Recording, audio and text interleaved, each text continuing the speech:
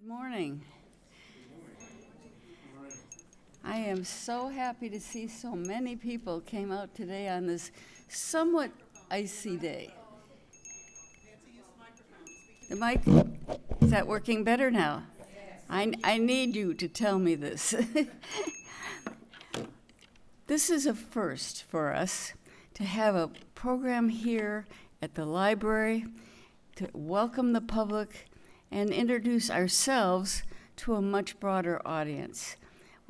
I want to thank Miki, who from the library, who made this all happen for us, to Shiva, and to our speaker, and especially I want to thank our membership committee and our hospitality committee for greeting us and feeding us. It always makes it much more fun. I'm delighted to see so many new faces and so many of our faithful faces that we often see. This is going to be one of our best programs ever. Everybody loves peonies. Not everybody grows them, but everybody loves them. So we're going to learn a lot about the history and how in fact, we can care for the ones that we do have. I welcome Shiva. Great, thank you. Shiva Saran put this together, and I am so grateful. Thank you, Nancy. Good morning, everyone. Thank you so much for getting out here on a very slippery morning. I just want to echo everything that our president, Nancy, said. Thank you so much to Mickey Porta at the library for being such a wonderful partner to the New Canaan Beautification League. Thank you to our hospitality committee. I mean, what a spread. I hope everyone is enjoying it, including our speaker. And thank you to membership. It's a group effort here at NCBL, and we're really grateful.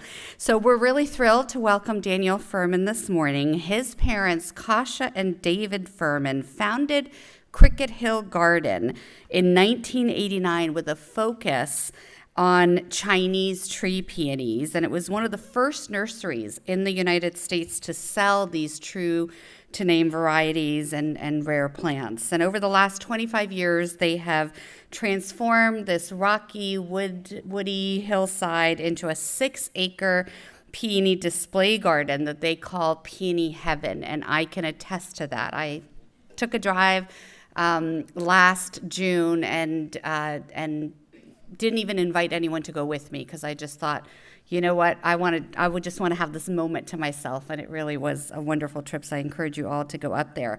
They have trialed over 500 different cultivars of tree, peonies, and herbaceous and intersectional. You're going to hear all about that, and selected to cultivate, a number of them for sale for their outstanding hardiness and what works in this zone, and of course they're incredibly fragrant and colorful and grow with a lot of vigor. And if you are a New Canaan Beautification League member, please take a look and keep an eye out for the next newsletter, because the Furmans have offered a discount code to our membership to be able to buy these peony roots and get them in the ground. And I can tell you, having bought a number of their varieties, that you're in for a treat. Now, all of their plants are grown without the use of synthetic pesticides, herbicides, and fungicides.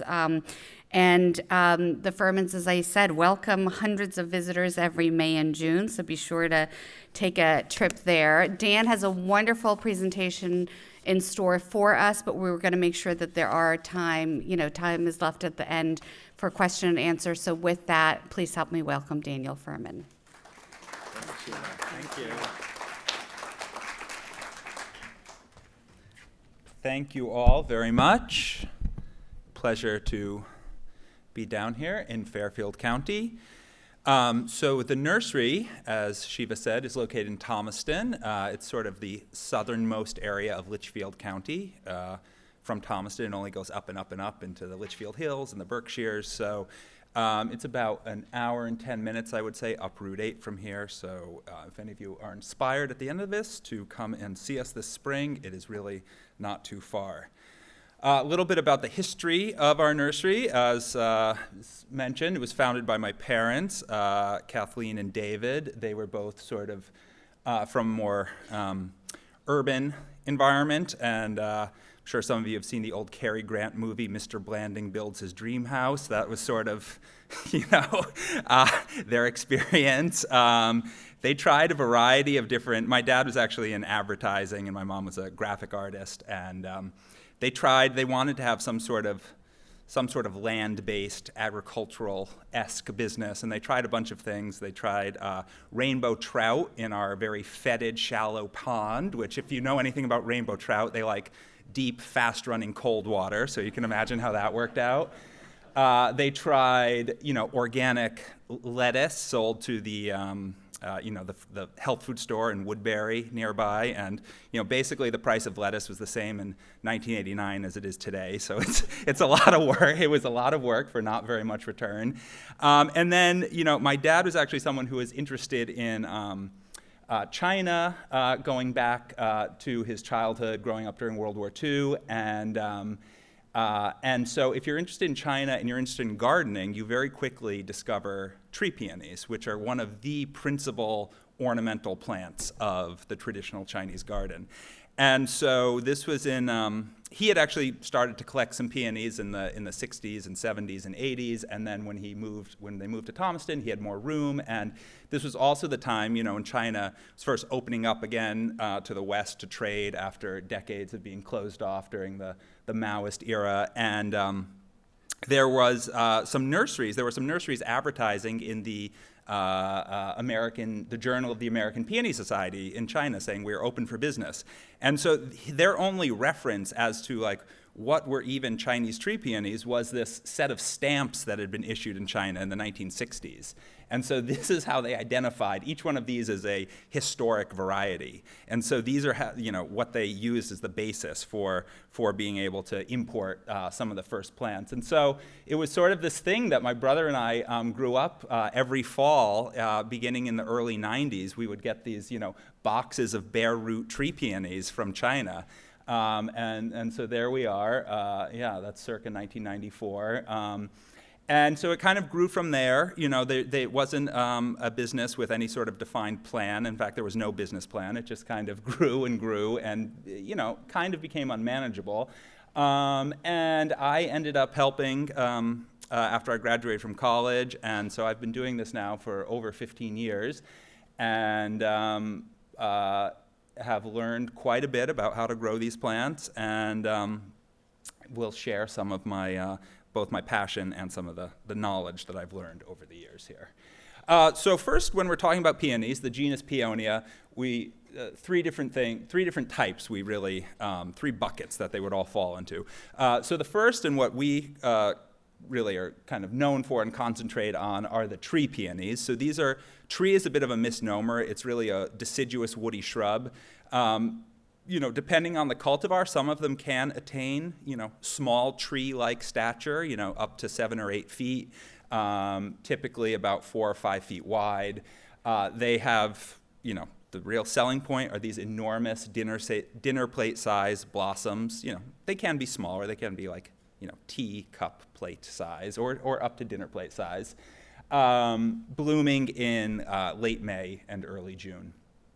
The second type of peonies that probably most people are familiar with, and when you say peony to most American gardeners, they would think of the herbaceous peonies. And so they don't have the woody stem, they have the green herbaceous stem, and that dies back in the fall.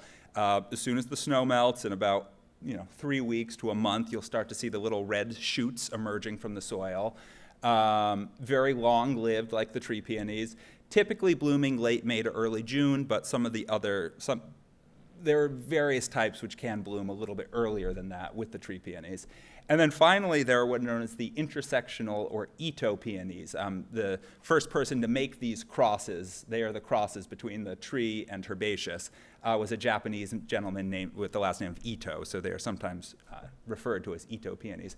But you can see here they have the leaves, these forked dissected foliage and large blossoms like the tree peonies, but they don't have the woody stem. They have a green stem, so these die back in the fall.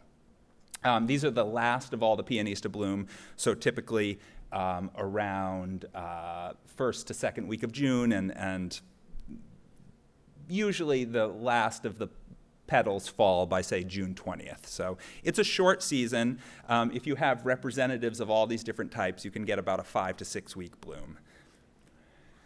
So getting right to the tree peonies, you can see here, they're extremely long-lived. This is a plant in Beijing in the old Imperial Garden. So this is probably about 100 years old. This photo was taken in the early 2000s.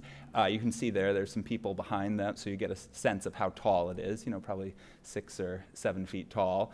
And it's really a testament to the longevity and just general ruggedness, hardiness of these plants. If you put them in a good spot and give them some, care every once in a while, they can really survive and thrive for decades or even, a century or more.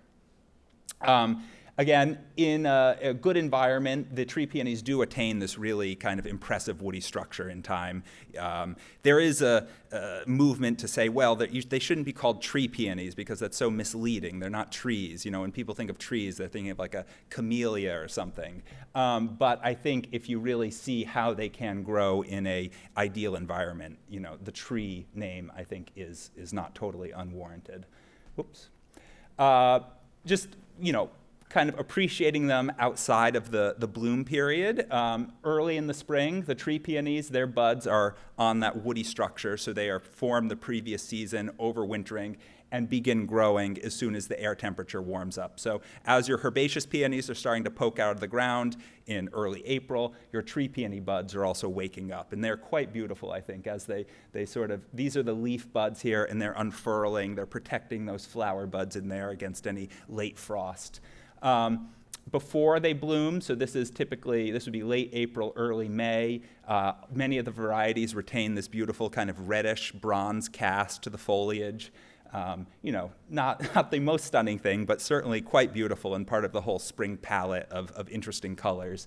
And then some varieties in the fall will get some pretty nice fall color with reds and oranges.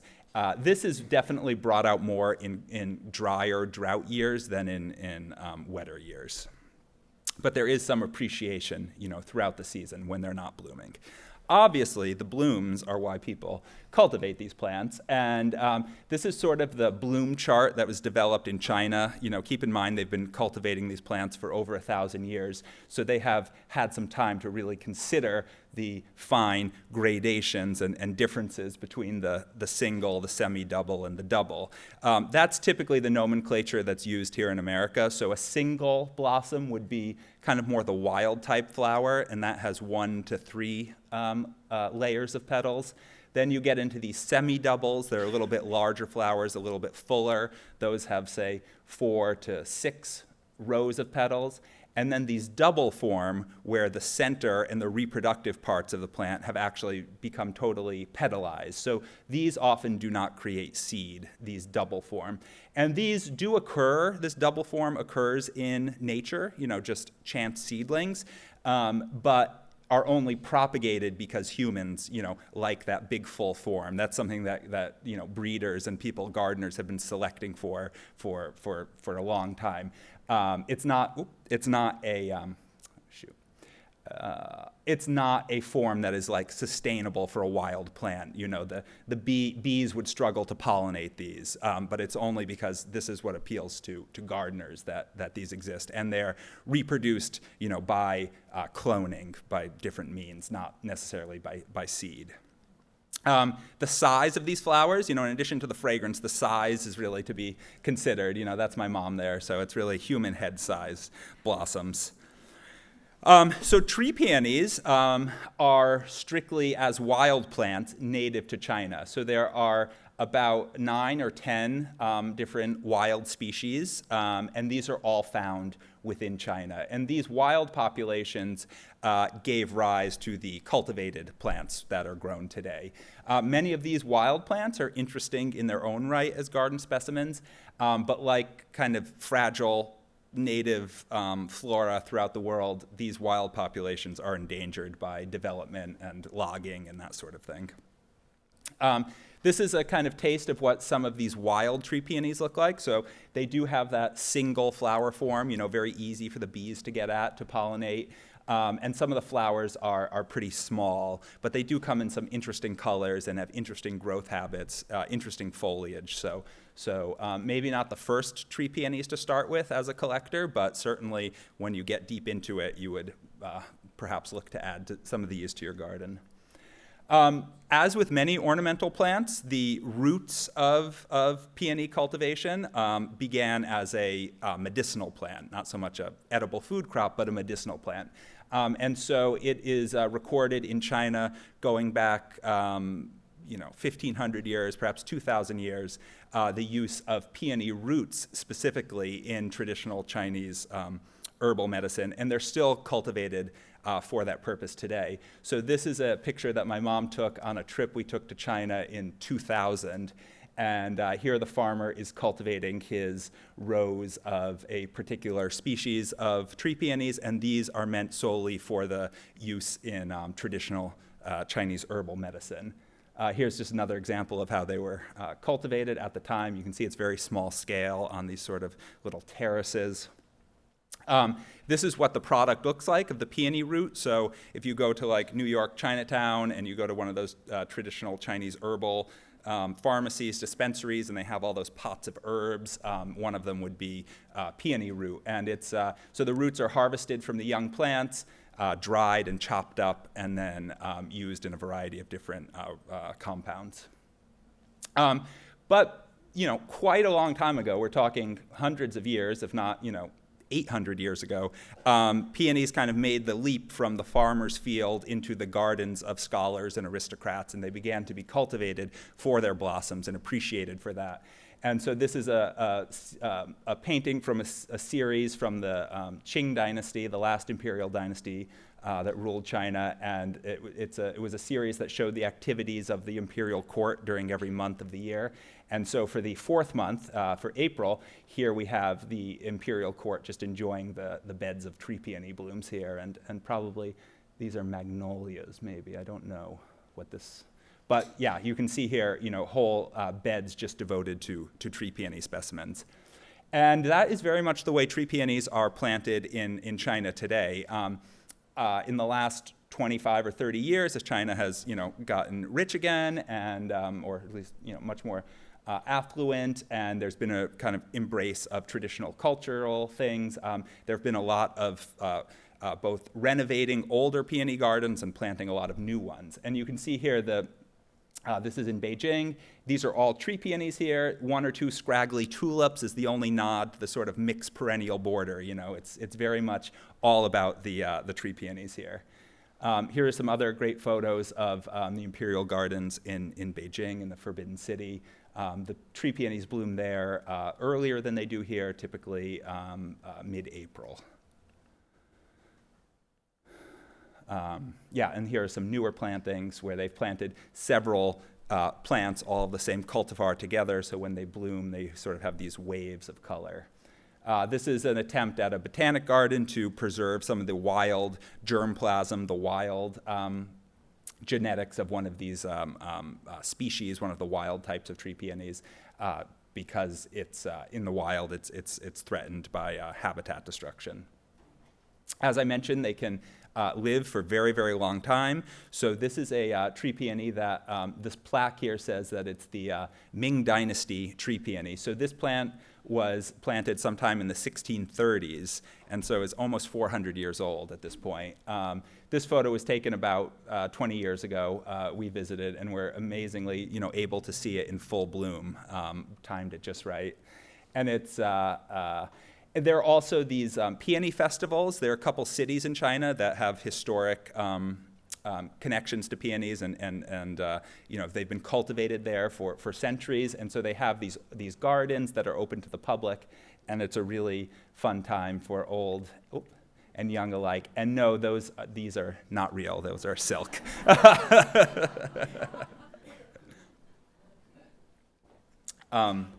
Just a little bit about peonies in Chinese art. So it's often a symbol of kind of feminine beauty. It's the kind of the epitome of feminine beauty.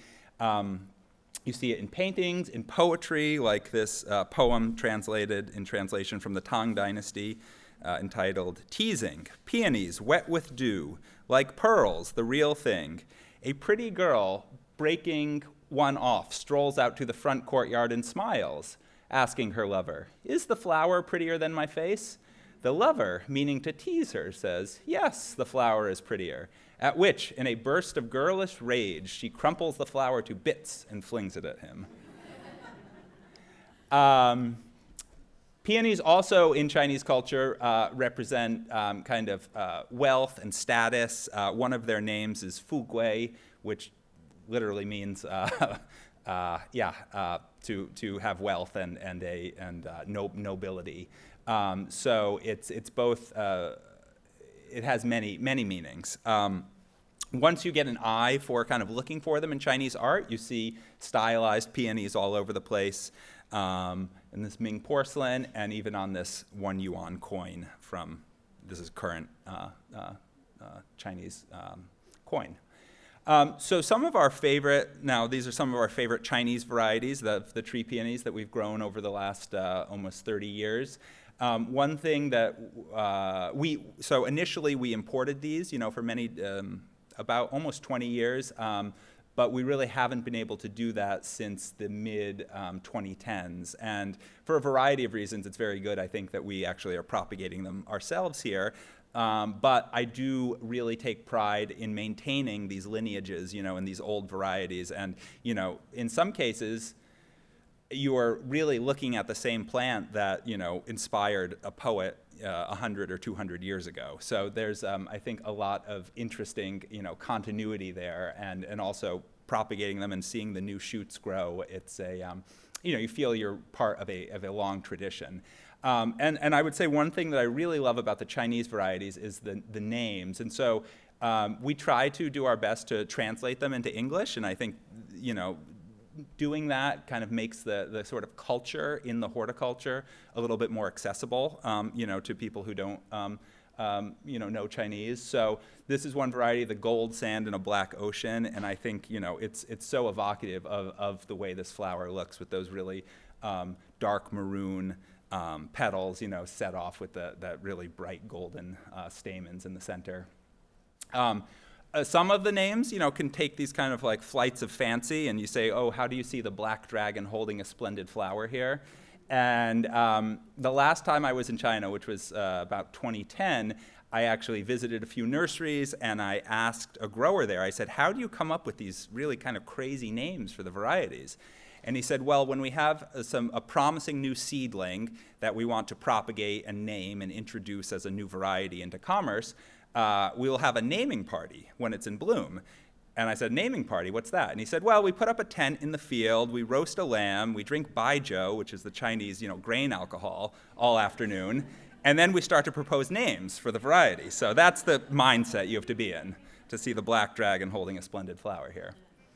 Another one, this tipsy imperial concubine. Again, so perfect the way this plant is named. It's if you looked at the habit of it, it's not a nice kind of upright, neat, tidy grower. It sort of sprawls all over the place. You can see the flowers are also not perfectly put together. They look a little tousled. So, and the name alludes to this very famous concubine in Chinese history, one of the great beauties of ancient China, Yang Guifei. So again, I think these plants are a great entree into this, much larger and very rich Chinese history and culture. Just a little bit more of the strict horticulture here. This picture, I think, exhibits well a tendency of tree peonies where this is the mature flower form, this large, roughly double, and then the immature is this kind of more nondescript kind of single or semi-double. And so this will occur when the plants are young and you can have, these two different flower forms at once. This is one of those wild type tree peonies, a little bit more shade tolerant than some of the others. One of these very kind of vigorous, easy to grow varieties. Sort of on the opposite end of the spectrum, and I said, this is very much the product of gardeners' tastes and selecting for different varieties over the years. this color of eternity, which the Chinese would call a 1,000-petal form. And I actually did once take one of the flowers apart and count all the petals. And it did not have 1,000, but it had like 367. So it's quite impressive. And you can see here, this plant, actually, the flowers are so heavy that they do hang down. And one of the nice things about the tree peonies typically is, unlike the herbaceous peonies, where you're constantly trying to get the flowers to stand up, tree peonies, typically the flowers are very well displayed. But when you have such a heavy one as this, it has no, there's really no way that the plant can hold that up. There are some very unusual colors in the spectrum. The very dark ones, those are prized both in China and Japan. And then even there's this green peony from China, and very hard to grow, very finicky plant. Years ago, when we had a really nice bloom one spring, I picked it and I put it in the refrigerator to show an employee who was very taken with the idea of the green peony, and he actually thought it was a head of lettuce. So I don't know if it's worth all of the effort, frankly. Much more typical, this sort of bright coral pink. This is one of my favorite colors, so bright. And you can just imagine this blooming on one of those, kind of misty May mornings where everything is a little kind of muted, but there's this silver mist, and then this color is just so striking. Very quickly, one of the kind of subgroups of the Chinese tree peonies are what are known as these rocky eye peonies from Gansu province. Gansu is in western China. It is quite arid. It's almost desert-like. It's on the Silk Road. It's known for its spicy beef noodle soup, which you can get in New York, obviously. But one species, this species with the dark flare at the base of the petal, is native to this Gansu region of China. Discovered, quote-unquote discovered, by this famous plant explorer, Joseph Rock, who was sent out by the Arnold Arboretum, sent back seeds and cuttings to Europe and the US. And so the peony bears his name in the Latin nomenclature. Obviously, the people there had been cultivating it for a long time before Joseph Rock showed up. But there are some very nice varieties that have been selected of this rocky eye type. They're quite vigorous. They do very well, I find, in New England, and they all have these dark flare at the base of the petal. So some interesting ones to look out for.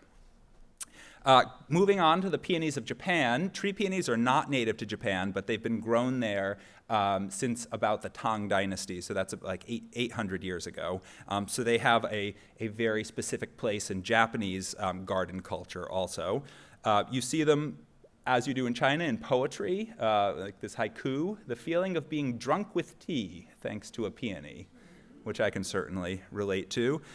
In decorative arts, you see them in the ivory netsuki carvings, in woodblock prints, and also in kind of Japanese yakuza mobster tattoos. So very, very diverse. The Japanese tree peonies, they are, as with many things I find from Japan, very... they're really almost perfect, because the pink Japanese tree peony, it's the epitome of what you would want. It's such a clear, bright color. It's a vigorous grower. So a lot of, I would say, the Japanese tree peonies are characterized by pure, clear colors. Now, of course, they break that rule with some very nice variegated selections. So this black dragon brocade with the guard petal here with this very nice silvering.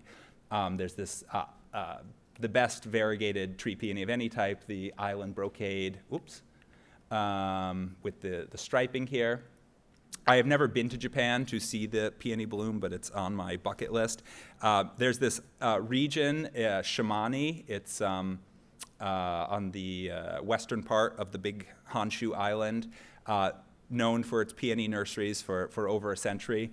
And there is this garden there, the Yushen Gardens, that this is a pond in the middle of the garden. And during the peony season, all of the nurseries donate cut flowers, and they float them in the pond.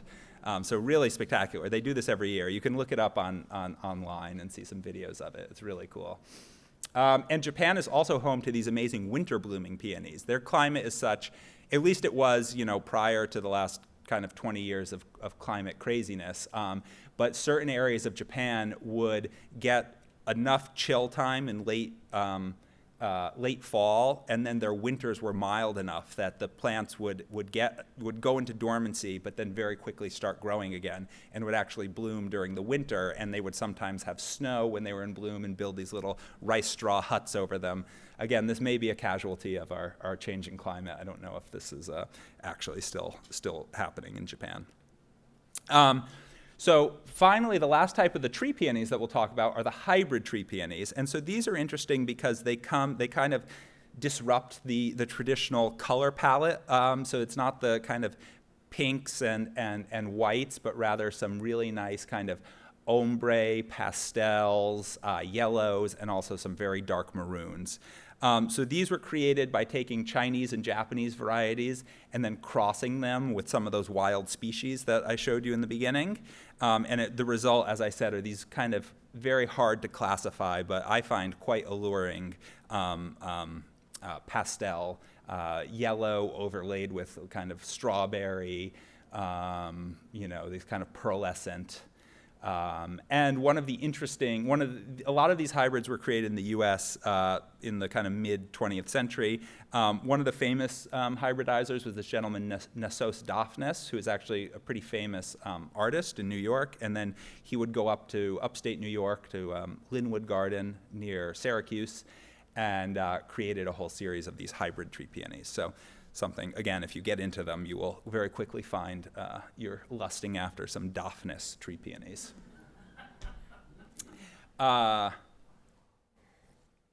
So herbaceous peonies, I would say that this is what most people think of when they, kind of grandma's favorite double pink peony, super fragrant. As I said, it's a long-lived herbaceous perennial with the big storage roots. The stems are cut down, they die with the frost and are typically cut down. You can see here these little kind of chaff left over from the previous season and the new growth coming up in early April here in Connecticut. As with tree peonies, the first cultivation of the herbaceous peonies in Europe were as medicinal plants. So going all the way back to the time of the ancient Greeks, it was some of the European native types of peonies were used as medicinal plants. Unlike the tree peonies, herbaceous peonies there are about 25 wild species, and you basically find these throughout the temperate region of the globe. So all throughout Europe, the Mediterranean, into kind of Turkey, Central Asia, and then Central Asia and East Asia. And some of these, as with the wild species of the tree peonies, some of these wild types make great garden specimens. So probably the most common of the wild type herbaceous peonies would be this Peonia japonica, the woodland peony. This is a picture of the planting at the New York Botanic Garden. And you can see here, this is right under the base of a huge oak tree. And so what's nice about these woodland peonies, as the name suggests, they do not need full sun. They are not growing in a field condition, but rather in a more shaded area that gets full sun early in the spring, but then has shade throughout the summer. And so this is a type that, for a lot of gardeners here, the struggle is always, particularly in Connecticut, where do you have enough sun, especially if you have an established garden. But this is a plant that can fit into a area where a lot of other peonies can't. And in addition to these fantastic kind of very elegant early spring flowers, you get a second show in mid-August when the seed pods crack open, and you have the fertile seeds here are the dark ones, and then these infertile sort of seedlets are these like scarlet colored ones. And so that creates a very nice kind of show in midsummer. Another one of the wild types is this Peonia mulcosevechii from the Caucasus mountain region, like Armenia, Azerbaijan area. Kind of these buttercup yellow blossoms and this really nice matte green foliage. Not the easiest to grow, a little bit finicky, but again, once you kind of get the peony bug, you will be searching, where can you find some seeds of this? Another interesting one is the Peonia tenafolia. So this is native to like the Balkans, southeastern Europe. Has this very fine fern-like foliage, kind of, You can see here, this is, I think, a picture from Bulgaria or Romania, growing in this kind of rocky, very thin soil. It does not like what we would consider like good garden soil, like a lot of black compost. You will kill this because it's just too wet. It likes really well-drained, sandy soil. So, it's good for a sunny spot with other kind of rock garden plants. And there's even a Native American peony. This is Peony brownii, which you find in kind of the eastern Cascades in Northern California. There's a related species which you see in Los Angeles area and the foothills around Los Angeles, Peonia californica. You can see very different from what you might consider your average peony looking like. And this one, again, it's one that can't handle the humidity we have on the East Coast, so not one that we can cultivate here, but I did a couple of years ago hiking with some friends around Los Angeles, come across one blooming in May, so pretty spectacular to see that. Whoops. So finally onto the Peonia lactiflora, or the Chinese herbaceous peonies. And these are really, as with the tree peonies, the peonies, what most people grow in their gardens, in fact, are native to China, originated there, and then have spread out from China to Europe and now, to the United States, and over the last 200 years or so. Some very famous varieties, the Festiva maxima, this white with the little bit of red in it. Probably the most ubiquitous, most common peony grown throughout the world, Sarah Bernhardt, after the famous actress from the early 20th century. Of course, with these classic varieties, this is a pretty common sight. At the first sign of rain in the spring, they topple over. And, my personal theory as to why this really is a lot of those classic varieties, like I mentioned, the Sarah Bernhardt, the Festiva maxima, they were selected in primarily France, but some other areas in Western Europe in the 19th century, and they were not meant for individuals to grow in their gardens. Rather, they were cut flower varieties. And so farmers would grow them and bring them to market in Paris and sell them as cut flowers. And so those classic varieties are fantastic for that use. They're prolific, they're fragrant, they're those big doubles. But when they were introduced here into the United States and nurseries started selling them and people planted them in their individual gardens, everyone has been battling for the last century to find different contraptions to keep them up. I mean, we sell these very nice handmade peony rings, which do a decent job. But really, if you want good peonies for your landscape, it's better to look at some of the newer varieties. At this point, some of these are 60 or 70 years old, that were really bred and selected for landscape use. And so they have slightly smaller flowers, maybe smaller stature, stronger stems, and they can really hold up without all of the peony rings and all that rigmarole. So a good example would be this Do Tell. You can see here, nice landscape appeal. We also grow some of the Chinese varieties of these herbaceous peonies. So, of course, the Yang Guifei steps out of the bath, another one with a great name. And then there are what are known as the hybrid herbaceous peonies. And so these are a mix of all those different species that I showed earlier. And so some of these come in some very vibrant colors, like the corals. This coral charm is sort of the original one. Now there are all sorts of other coral pinks. Not all of these are fragrant, but often there's a trade-off. It might have strong stems and beautiful flower, but doesn't have the fragrance. Some of the hybrid herbaceous peonies look very kind of strange, if you're just used to those big double form. Here's an example of one, that looks like an anemone or something, and not so much like a peony. Finally, the intersectional peonies, and so these are the crosses between the tree and herbaceous. They have the flowers and leaves like a tree peony, but the green stem, and they die back to the ground. They make really nice kind of landscape shrubs, I think. This is one of the varieties, Julia Rose, and you can see, as I said, they're the last blooming of all the peonies, and so they have this nice characteristic where you see here, there's still some buds that are very tight and several days away from opening, while you have other flowers that are in full bloom. So the bloom on the individual shrubs is a little bit staggered with these. This is perhaps the most famous of these intersectional peonies, Bartzella, bred by this gentleman, Roger Anderson, in Wisconsin. And This was thought of as sort of a revolutionary peony when it was first introduced in the 90s because it was this bright yellow color, which is very rare on this intersectional type peony. And for instance, White Flower Farm was selling little tiny 2-eye divisions. That's like a very small plant for, $800, and this is like 1990s money. And now if you go to Costco at the end of like May when they're clearing everything out, you can get a beautiful 5-gallon plant like loaded with blossoms, for $25 or something. So it really matters, about kind of economies of scale there. But even though it is a kind of a Costco peony, not to be derisive or anything, it's definitely one worth growing. So a lot of the intersectionals are yellow, but there are some really nice other colors as well, like this Cora Louise. The Court Jester, this is a kind of still one of the rare ones. Scarlet Heaven, so a little bit about our garden. So we have a several acre display garden in which we have representatives of all these different types of peonies. And so even though an individual plant, based on the season, may only bloom for about a week, if you have all these different types, you can really get a 5 to 6 week bloom period if it's a nice kind of cool spring and not 80-degree weather in April. That kind of throws everything. We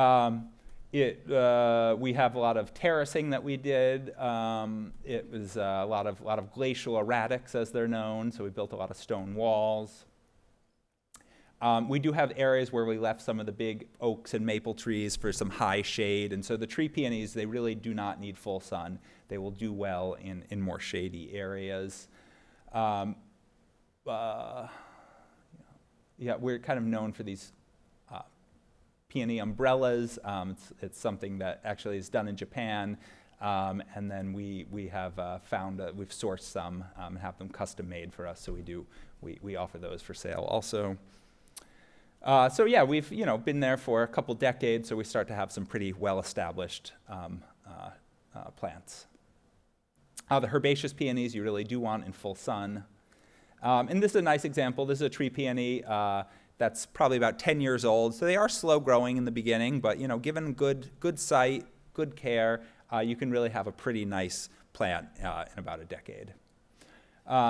We're kind of specialty retail nursery, so we do most of the propagation ourselves, and so that's one thing that I really love is the whole process of how exactly do you grow these plants, and figuring all that out has been a lot of fun for me. Grow a lot of them in these unheated greenhouses or high tunnels. And so this is what we typically would offer as a 1-year-old grafted tree peony. So a lot of the tree peonies, if they're a name variety, it means it's been cloned, and the way these are cloned is by grafting. For the herbaceous peonies, those are propagated by division, and so typically we have a 4 to 5-eye division. I mean, like to be more generous than that, but that's our typical size. So just a little bit of the nitty-gritty of growing peonies. All peonies will thrive in full sun, with the exception of maybe that woodland peony I talked about. And then tree peonies generally will also grow very well in the semi-shade.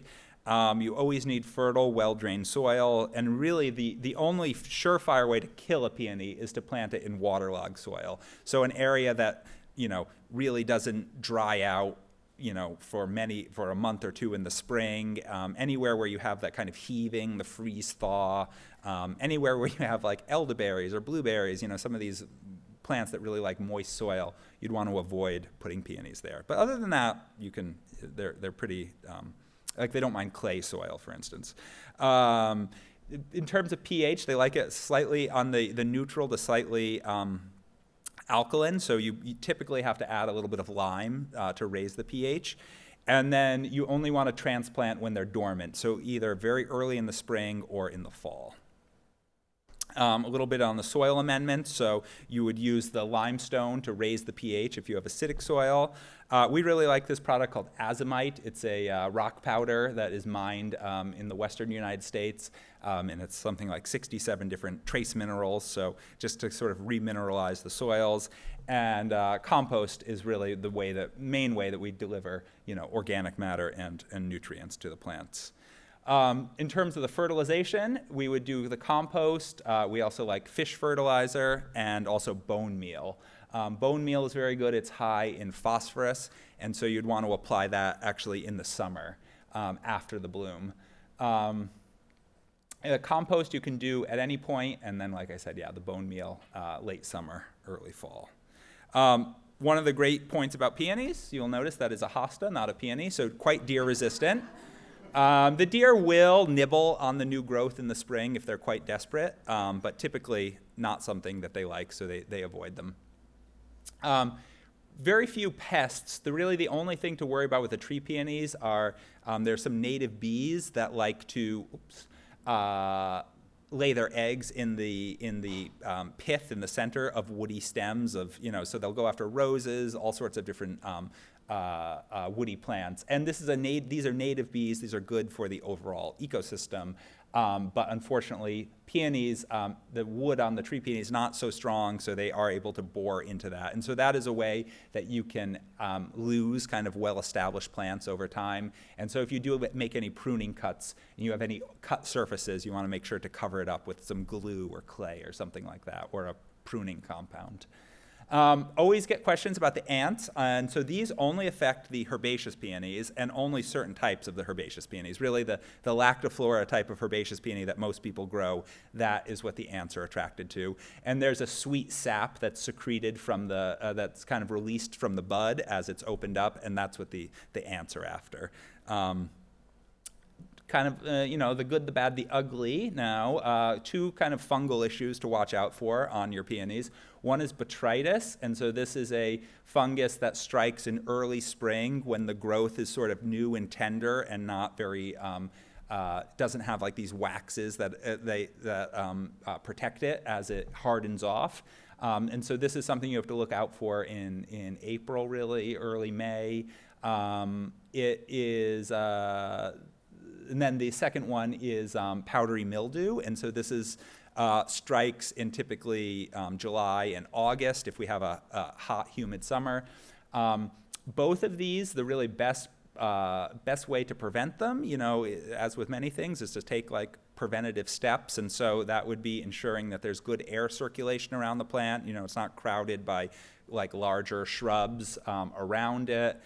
Make sure that there's no sprinkler irrigation that's hitting them every morning, and so that would be the foliage doesn't want to be too wet. And also making sure that they get morning sun, and so in an area like an eastern exposure where they get nice morning sun, dry off the dew quickly. Those are really the best ways to prevent it. There are obviously some sprays that you can use also. There are some biological ones. And then copper is sort of the traditional fungicide that is used. So both of these you'd want to apply in the early spring. In terms of cleanup, another way to prevent disease is to clean up the old foliage. And so for the herbaceous and intersectional peonies, they're just cut right to the ground anytime from September onwards. Really, if the foliage is looking kind of junky, you can even do it in August, no problem. Tree peonies, you do not have to be so fastidious as is shown in this photo and remove every single leaf. If you wait till the frost, the foliage falls off, and then you can just clean it up at that point. Peonies are best planted in the fall when they're dormant, and so that is really what we do. We don't ship bare root plants in the spring. We do offer potted ones for sale in the spring, but we don't do bare root ones in the spring.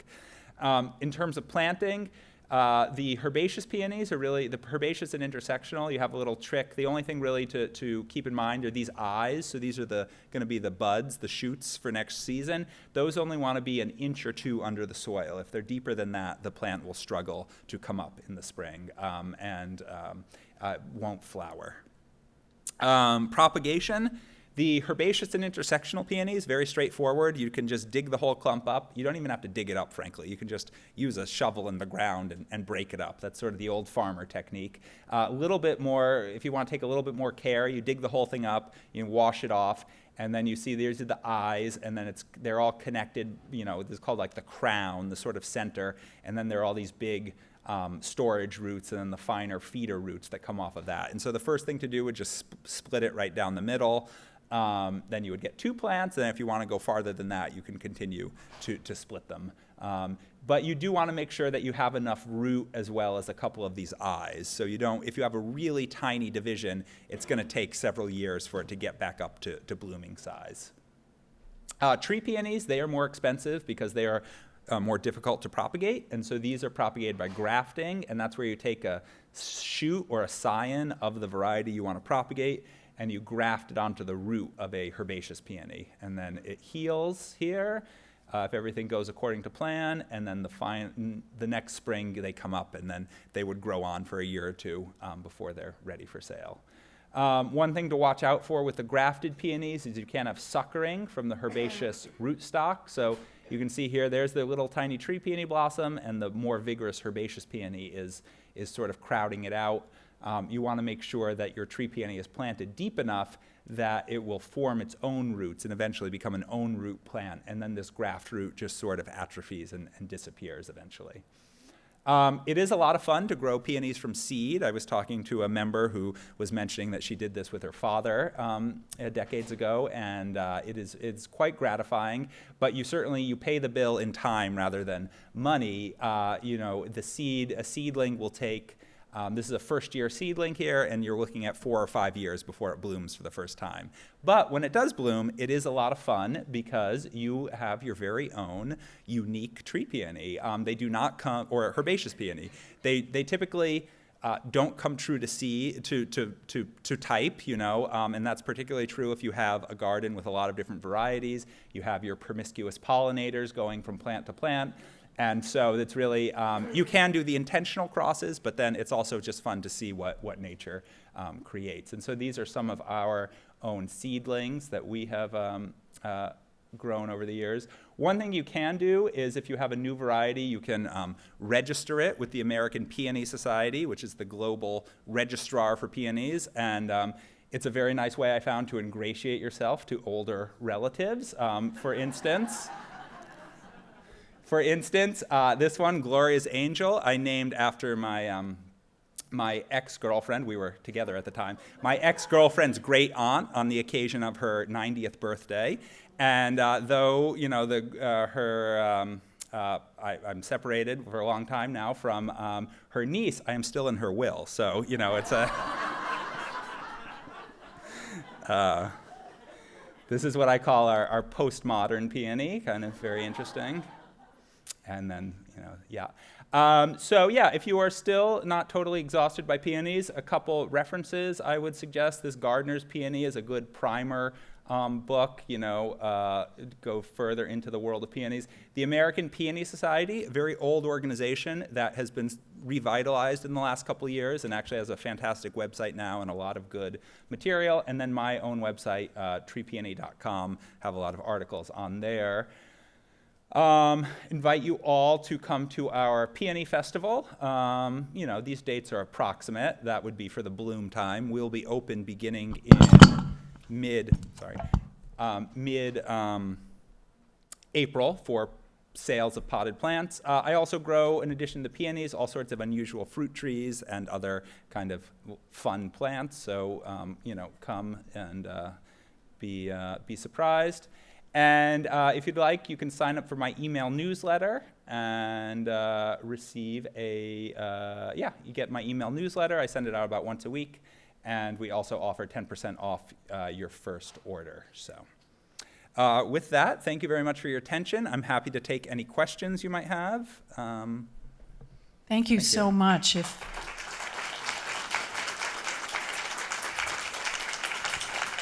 We're recording this presentation, so we'd like to capture your questions. If you could just raise your hand.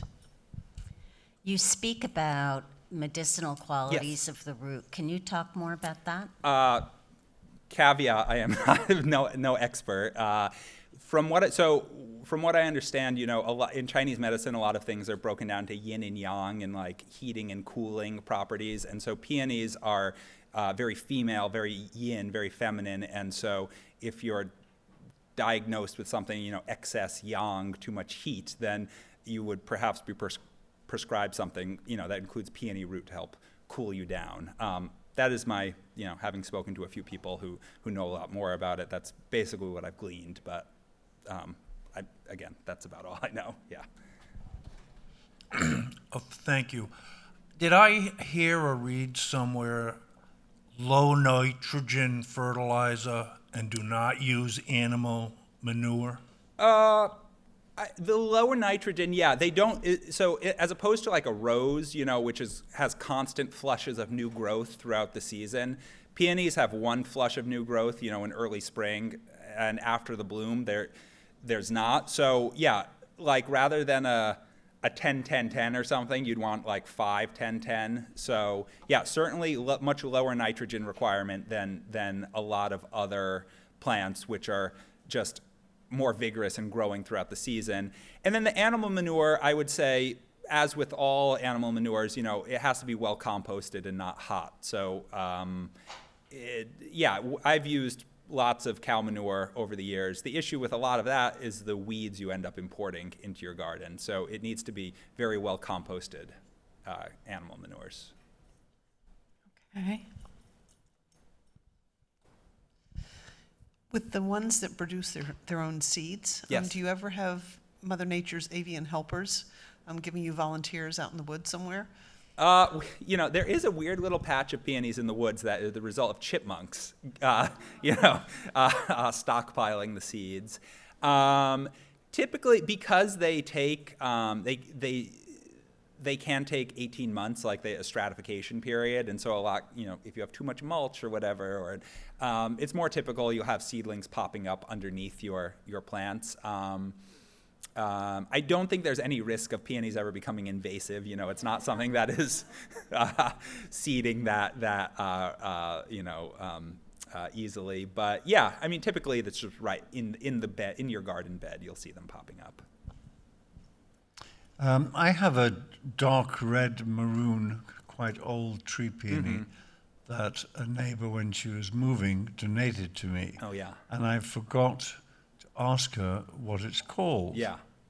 How do I find out what it's called? Well, you could send me a picture, and I could probably give you a few leads, and then you could research farther from there. Because most likely it's a Japanese variety. Those were kind of the most common. Not to say any tree peonies are common, but of what was available in the United States a few decades ago, and then we can narrow it down from there. But yeah, the dark maroons are some of my favorites. They're fantastic. Yeah. Based on what you said, I am not going to be shy about cutting my Sarah Bernhardt's now. Yes. So is there a good time to cut them for indoor bloom? Well, typically, they're like at the marshmallow stage, it's kind of soft marshmallow, you would cut them. I have not gotten into the whole thing of like cutting them when they're firm, and then you can store them, if they're properly wrapped up, you can store them for, I don't know, like up to 6 or 8 weeks or something. You can look online. There are a lot of people who talk about that. Yeah, I mean, if they're in full flower, they don't last as long. So yeah, a little bit early, and then putting some of the sugar solution and antibacterial will help prolong the bloom, for sure. Yes, I'm a very new peony gardener, but I was wondering what's the purpose of the parasols? So that's just to try to prolong the bloom a little bit, because it's if they're in a very sunny, full sun location, you get excellent growth, a lot of flowers, but then particularly if it's 80 degrees when they're in bloom, they just can't handle that kind of sun.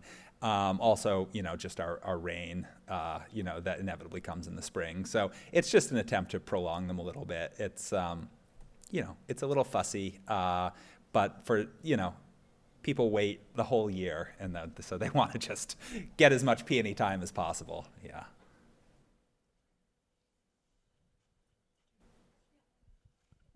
You had an image with the Peony Festival, and Yep. on the walls, they were approximately 3 feet tall, but there were all different varieties in those arrangements. And it appeared, are they grafting, or did they do something special like that? Let's see. It was one of the Peony Festival. Oops. Oh, vases on the wall?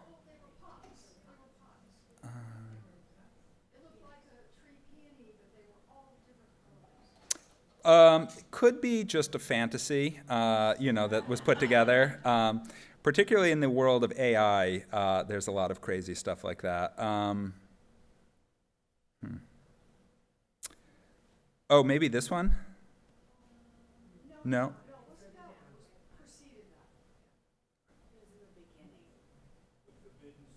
Oh, okay.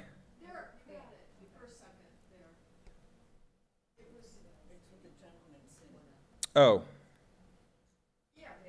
Oh, yeah. Those I believe are silk. Yeah. Yeah, or maybe the pink is an actual potted one, and the yellows and everything are just silk flowers put in for for effect. So this is in the city of Luoyang in China, and there's a famous area called the Longmen Caves, which is these incredible Buddhist carvings, these Buddhas. And we had this book when we visited, and it showed the Longmen Buddhas with these amazing peonies blooming in front of it. And then we went to see the Longmen Caves, and it's like, where are the peonies? There's no peonies. And they're like, oh, no, we just Photoshop. This is pre-Photoshop. It's like, oh, we just cut that out and put it there because we thought it would look good. So. Okay.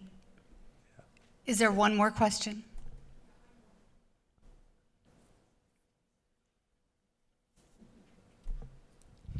You said that the tree peonies can grow in sun or shade. Yeah. Is there a preference for that, do you think? I would say if you dappled shade, so you kind of split the difference, because you'll have good growth, good enough sun if you have kind of morning sun, afternoon shade, or dappled sunlight all day. But then you don't have that super strong western sun, which will blast out the flowers, if it's really warm. So if you can do it, if you have a canopy of a larger, deciduous tree, and you can put the peony well away from the root system of that plant and in an area where it does get some sun, but also a little bit of shade. I do a tree peony, and it's been in the ground for maybe 20 years. Yeah. And it's maybe 4.5 feet tall, and it's maybe 8 feet wide. It keeps getting bigger. Yeah. But it's in full sun. Yeah. So it does pretty well. And Yeah. every year I count the blossoms and the flowers. No, I think, in full sun like that, you're getting maximum growth. And the issue is, Okay. the tree peony blossoms sort of no matter what don't last that long. But in the full sun, the chances, they can just get a little bit more degraded, if it's really a hot spring. So Okay, so if I wanted to plant another one, I can put it into a a less shadier location. spot. Yeah, for sure.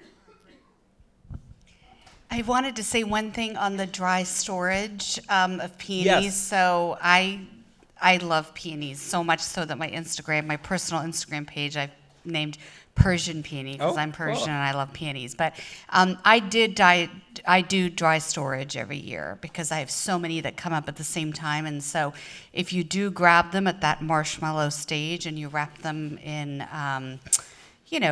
paper towel or newspaper and then into a Ziploc bag, obviously a large Ziploc bag. You can keep that moisture in, but you're dry storing it. So you're storing it out of water in a second fridge downstairs. And I've gotten as far as 10 weeks with them. So even 10 weeks later, you can take them out, give them a nice snip, and they do blossom. That's cool. Yeah. Daniel, thank you so much. Oh, that my was pleasure. really, wow. Thank you. What a treat. As I said, I've been to this garden. It's beautiful. Definitely take a drive up. Please consider NCBL membership if you're not already a member. We have some amazing programs already planned for the following season, a spectacular lunch program person coming as well. And do look in your newsletter for that discount code to purchase some of these beautiful roots. Thank you, everyone.